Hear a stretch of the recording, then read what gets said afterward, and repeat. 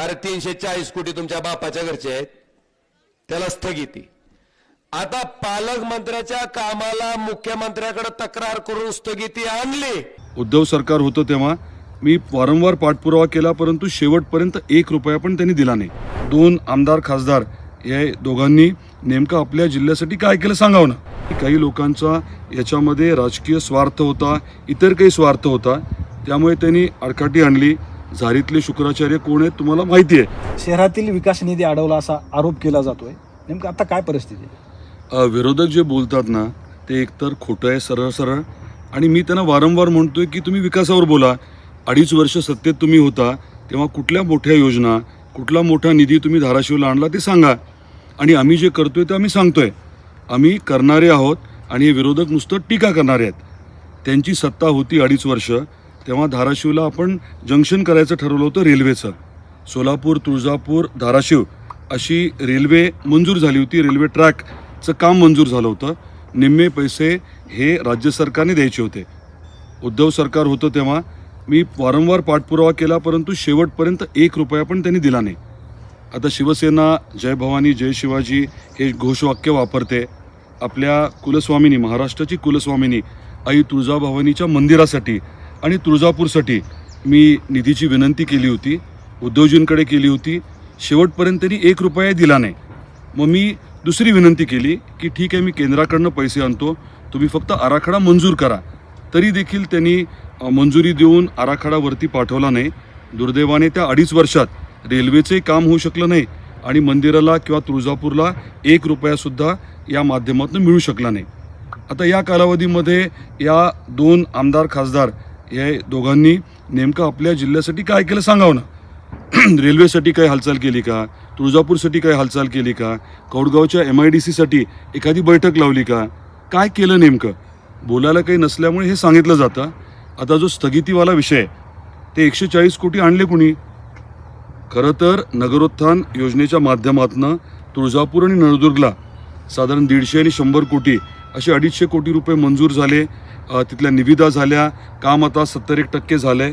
उत्कृष्ट काम झालं आहे. तुम्ही कधी जाऊन बघू शकता. माझी तेव्हा इच्छा होती की तुळजापूर नळदुर्गच्या बरोबर जिल्ह्याचं ठिकाण असल्यामुळे, माझा आधीचा मतदारसंघ असल्यामुळे इथे देखील नगरोत्थानच्या रस्त्याची कामं, नालीची कामं व्हावी. आपल्या शहरामध्ये, धाराशिव शहरात रस्त्याची परिस्थिती या अंडरग्राऊंड ड्रेनेज सिस्टम वगैरेमुळे अतिशय भयानक झालेली आहे. आणि हे सगळं मी आदरणीय देवेंद्रजींना सांगितलं. तेव्हा ते उपमुख्यमंत्री होते.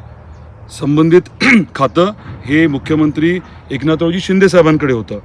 देवेंद्रजी त्यांना बोलले आणि मग शिंदे साहेबांनी मंजुरी दिली. फेब्रुवारी 2024ला हा निधी जो आहे तो मंजूर झाला आणि शासन निर्णय निर्गमित झाला. 1.5 वर्ष झालं. मी आणलेला निधी मी थांबवेन का? स्वाभाविक गोष्ट आहे की काही लोकांचा याच्यामध्ये राजकीय स्वार्थ होता, इतर काही स्वार्थ होता, त्यामुळे त्यांनी आडकाठी आणली. झारीतले शुक्राचार्य कोण आहेत तुम्हाला माहिती आहे.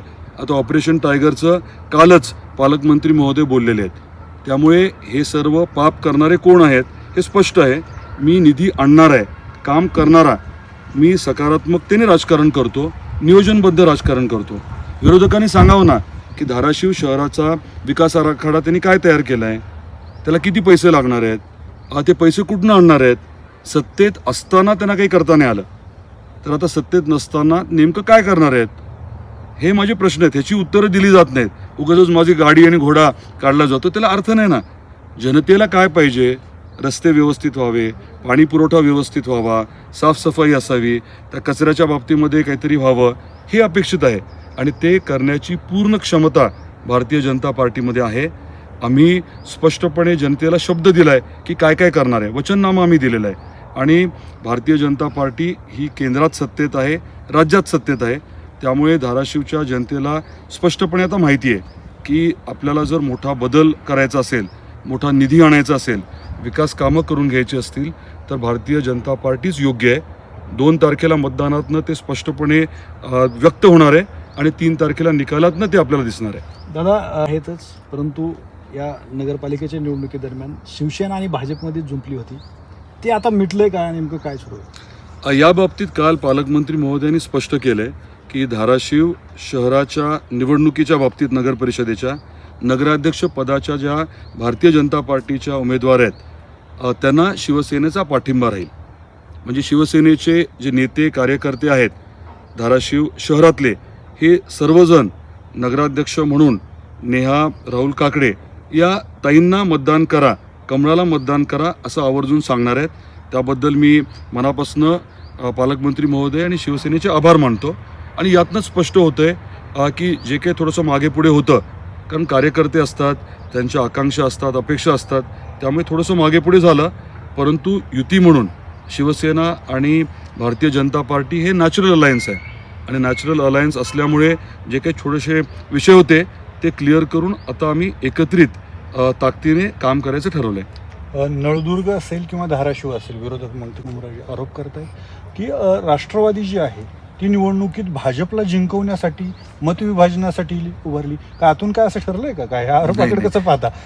राष्ट्रवादी काँग्रेस पार्टीच्या नेत्यांबरोबर मी अनेक वेळेस चर्चा केली, त्यांना विनंती केली की आपण एकत्रित महायुती म्हणून लढूया.